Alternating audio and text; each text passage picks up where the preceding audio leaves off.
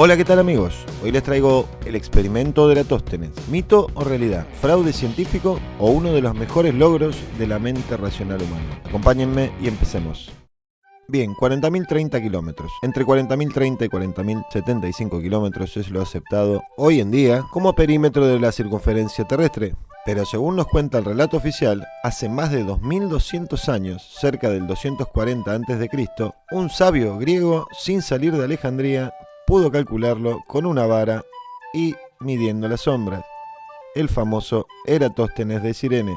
El experimento se situó entre la ciudad de Alejandría y la ciudad de Siena, actual ciudad egipcia de Asuán, el 21 de junio, el día del solsticio de verano, a las 12 p.m., cuando el sol está en su cenit. Notó que la sombra se hacía cero, no había sombra, mientras que en la ciudad de Siena, a la misma hora, se proyectaba una sombra que pudo medir con un palo clavado en la tierra. Hay distintas teorías de cómo la midió, pero obtuvo 7.2 grados. Para él, los rayos solares llegaban perpendicularmente a la superficie de la Tierra, de forma paralela.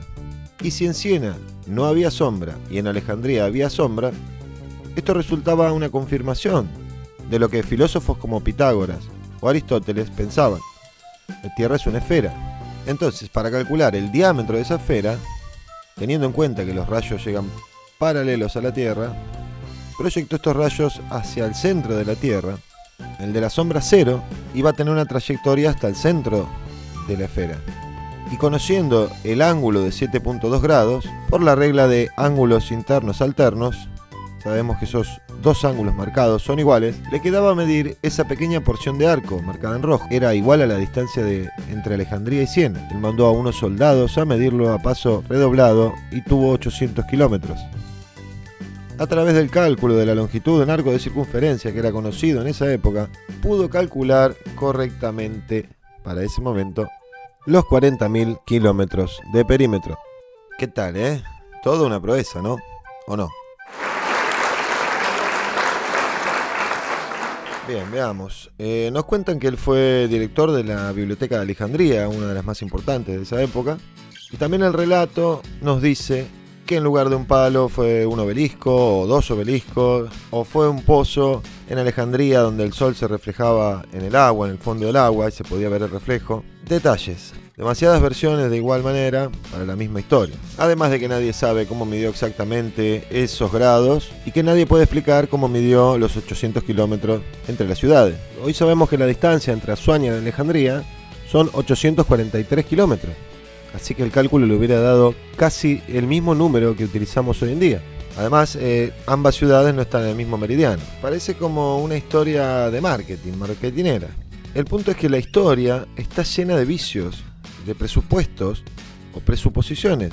Veamos. En primer lugar, está calculando el perímetro de lo que él cree que tiene esa forma, porque otros pensaban que tiene esa forma. Además, supone que el Sol está extremadamente lejos, para confirmar la suposición de que los rayos llegan perpendicularmente a la Tierra. Y además, tiene que suponer que para que eso pase, el Sol tiene que ser extremadamente grande. El caso es que siempre hemos visto al Sol de un tamaño parecido al de la Luna, y sus rayos llegar en forma divergente a la Tierra. La ciencia oficial nos explica que esto tiene que ver con la forma que tiene la atmósfera en una esfera. Y ese es un problema más, ya que la superficie debería parecerse a un lente convergente y no a un lente divergente.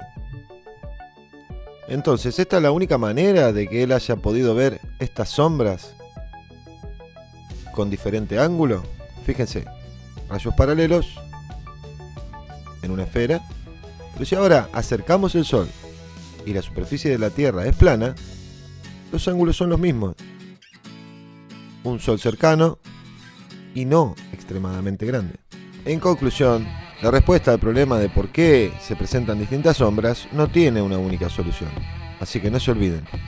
Por favor, investiguen, duden, pregunten. Tengan fe, no están solos. Somos muchos. Abrazo a todos.